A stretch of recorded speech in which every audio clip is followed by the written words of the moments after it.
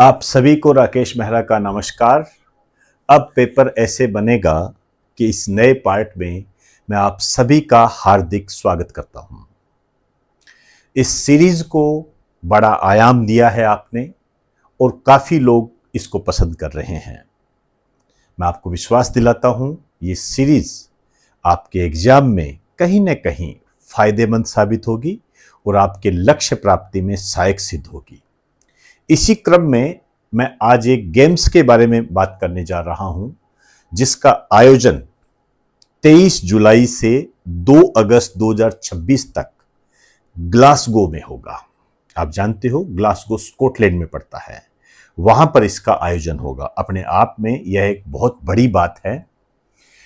इसको पढ़ने से पहले हमें इसके बैकग्राउंड को जानना पड़ेगा, तभी हम इसके साथ न्याय कर पाएंगे और कैसे क्वेश्चन बन सकते हैं आधारिक रूप से, उनकी मैं आपसे बात करूंगा। हालांकि जब 23 जुलाई को इसका आयोजन प्रारंभ होगा तब और बातें हमारे सामने आएगी, वो भविष्य के गर्भ में उस समय देखेंगे क्या बातें आती है।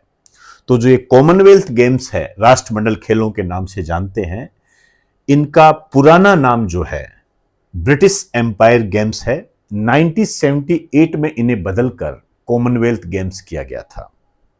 आजकल इस टाइप के कुछ क्वेश्चंस पूछे जाने लगे हैं, तो आपको थोड़ा सा ध्यान रखना है। आपसे पूछा जा सकता है कि राष्ट्रमंडल खेलों का नाम राष्ट्रमंडल खेल कब रखा गया था, तो 1978 में। ये विशिष्ट प्रकार के क्वेश्चंस होते हैं, जो स्टूडेंट गहराई से अध्ययन करते हैं वही इस प्रकार के क्वेश्चंस को कर पाते हैं, नहीं तो इनको कथन सत्य असत्य में डाल दिया जाता है, तब भी ये क्वेश्चन एक बेहतरीन क्वेश्चन का रूप ले लेता है।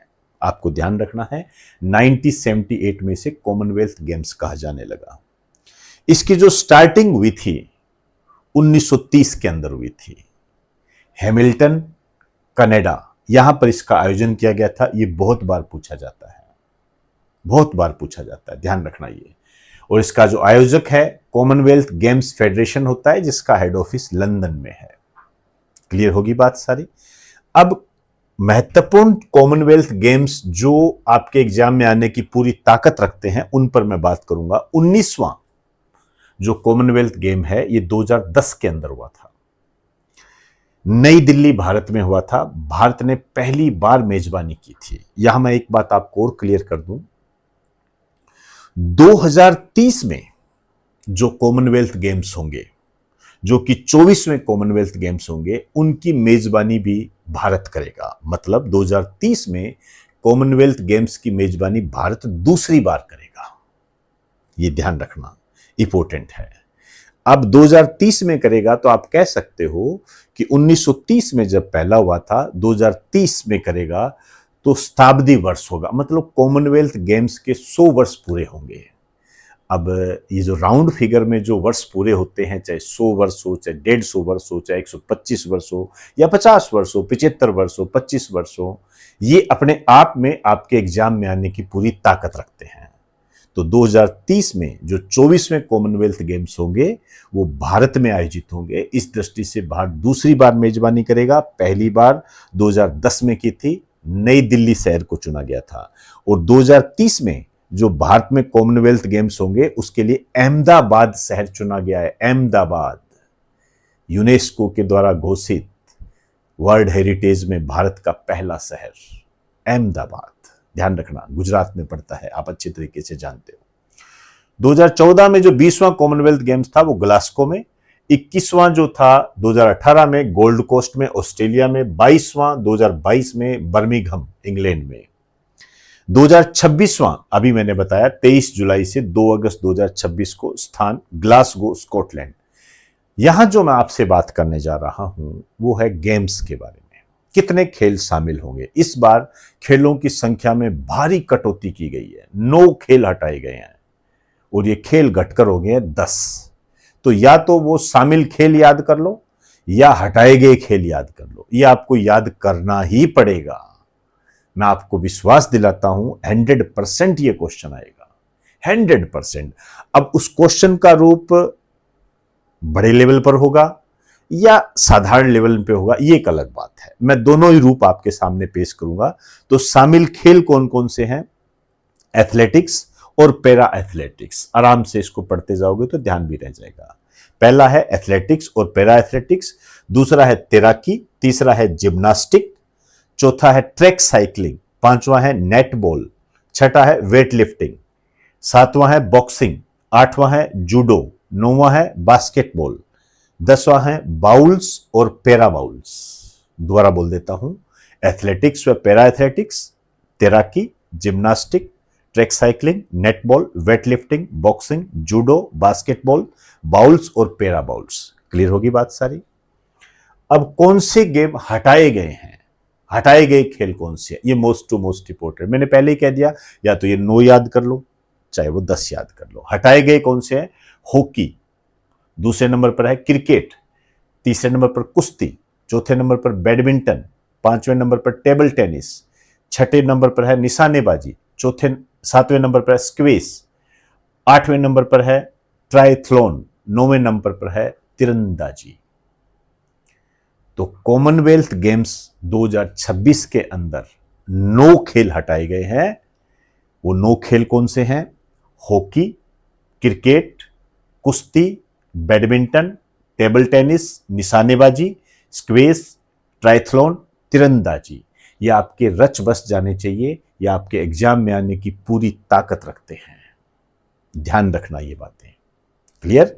आइए अब इस पर किस तरीके से क्वेश्चन बन सकते हैं उस पर मैं आपसे बात करूंगा। यहां एक बात और बता दूं, भारत ने इसका विरोध भी किया था। विरोध इस मायने में किया था क्योंकि हम सबसे ज्यादा पदक जो लेकर आते हैं इन्हीं खेलों में लेकर आते हैं। आप नाम पढ़ोगे अपने आप पता लग जाएगा, हॉकी है, क्रिकेट है, कुश्ती, बैडमिंटन, आप समझ सकते हो।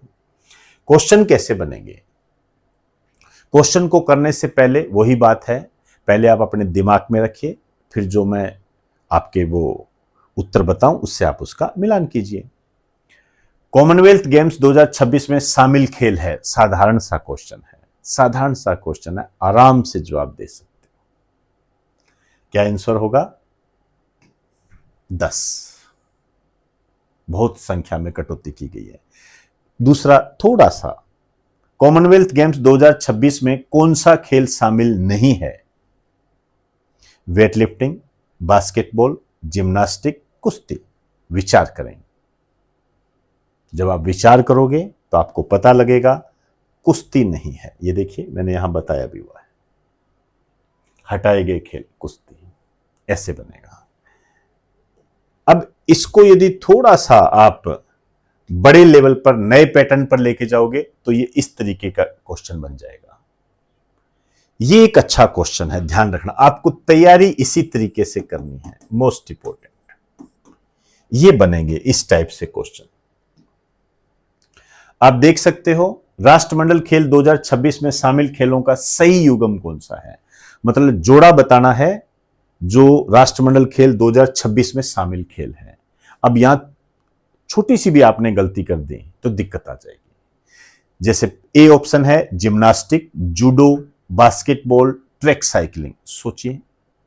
बी ऑप्शन है जूडो, क्रिकेट, बास्केटबॉल, कुश्ती, छोटे छोटे डिफरेंस पैदा किए गए हैं। सी ऑप्शन है एथलेटिक्स व para athletics, judo, basketball, table tennis. D option है टेबल टेनिस, बैडमिंटन, क्रिकेट, कुश्ती। अब ये पैटर्न बनेगा आपके, तो आप विचार कीजिए इसका आंसर क्या है। मैं बता देता हूं, इसका आंसर है ए, सही युग्म है ये। इसमें आप देखोगे तो क्रिकेट और कुश्ती ये नहीं है, एथलेटिक्स और para athletics, judo, basketball, table tennis, इसमें टेबल टेनिस नहीं है, ये देख सकते हो आप। इसमें क्रिकेट और कुश्ती ये शामिल नहीं है, इसमें तो ये चारों ही शामिल नहीं है, ठीक है ना। इसमें ये सारे शामिल हैं, आप देख सकते हो। क्लियर? एक क्वेश्चन और बन सकता है इस पे, राष्ट्रमंडल खेलों के बारे में कौन सा कथन गलत है? आजकल इस टाइप के क्वेश्चन में बहुत ही नाजुक सा डिफरेंस पैदा करते हैं, बहुत ही नाजुक सा। आपको बहुत सजगता और सतर्कता के साथ इस क्वेश्चन को, इस टाइप के क्वेश्चन को सोल्व करना होता है। कैसे? देखिए, ए है, ये कह रहा है कौन सा कथन गलत है। एक तो इन बातों की तरफ विशेष रूप से ध्यान दिया करें, अक्सर स्टूडेंट इसको मिस कर देता है। कौन सा कथन गलत है? ए, पहला राष्ट्रमंडल खेल 1930 में हैमिल्टन कनाडा में हुआ था। विचार कीजिए, हुआ था कि नहीं हुआ था।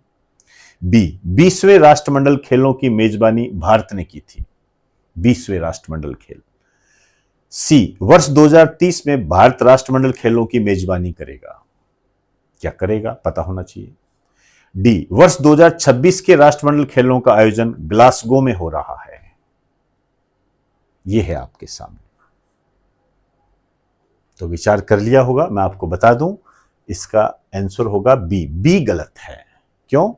क्योंकि यहां 20वें लिख दिया, जबकि भारत ने जो इसकी पहली बार मेजबानी की थी वो 19वें राष्ट्रमंडल खेल थे।